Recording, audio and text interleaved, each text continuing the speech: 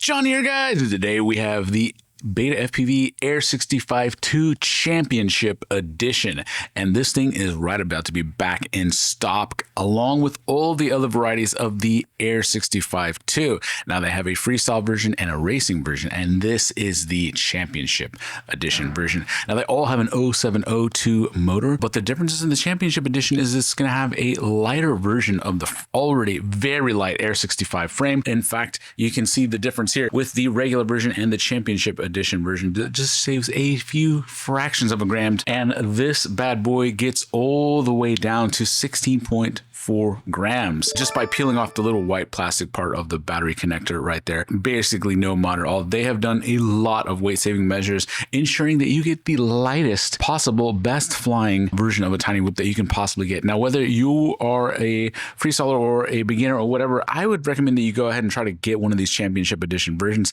They're all going to be right about $100. And whenever you pick that up, you're going to experience something that I have been waiting for since I very first started flying tiny little crafts inside of my house. And that's something that can take an outdoor freestyle environment and shrink it down enough to where this tiny fit in the palm of your hand craft feels exactly maneuverable in the same ways that a full 5-inch or 6-inch craft would feel. You can do all the same maneuvers. You can do power loops. You can do split S's. You can do some things that even those can't do. Why? Because the power to weight ratio on these 0702 36,000 kV motors, along with these very nice high-pitched props, are going to give you just that instantaneous flight feel. Now, I would recommend that you pair these with the new versions of the Beta FPV Lava battery packs that are out right now.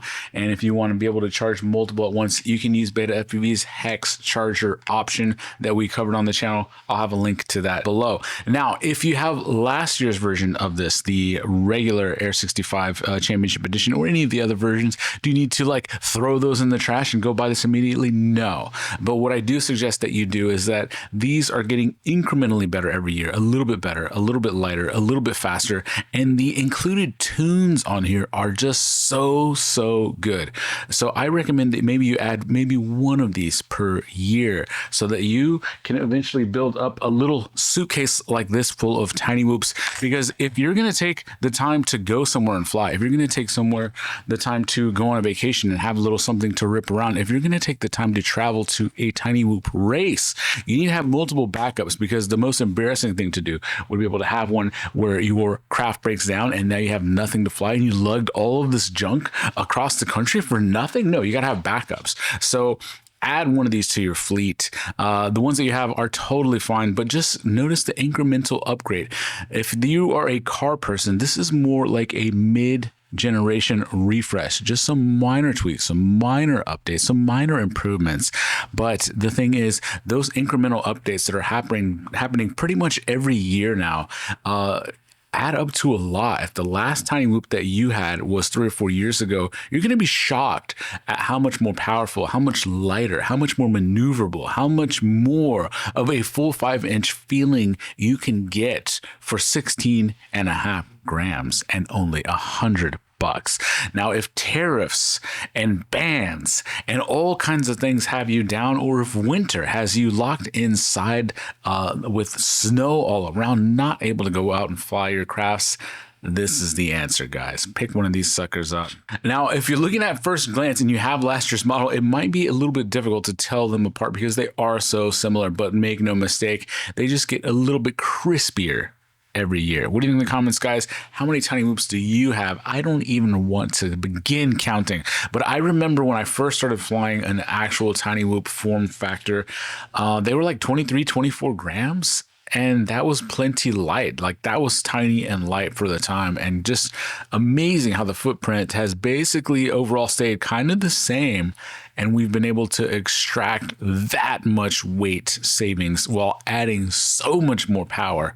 It's incredible. You used to be able to try to do a power loop inside your house with a tiny whoop, and you were just going to hit the ground because it didn't have enough power to save itself from the inertia of its mass coming crashing down. And now this thing, you could absolutely do it. In fact, you could do it in such a small space because the power to weight is so instantaneous. It's like magic. What do you think in the comments, guys? Are you flying tiny whoops? What's your tiny whoop of choice? Are you building them like T-Dog or one of these guys? If you have been seeing racing online, check out that video that NBC Canada just put out about EDOC's crew up in Canada. This is a passion, not just for me, but for a lot of people. It's actually this wild, big hobby of people all around the world, and we're one little community of it in Edmonton, and yet we've grown into a racing chapter that's one of the biggest in Canada. Man, they're having an amazing time with tiny hoops, and you want to be able to join a crew like that. This is the gateway drug that are going to teach you to fly. Then you can go approach the chapter, find out what type of craft you need to enable to fly in their competitions. But this is going to get you started for only $100. Thanks, guys.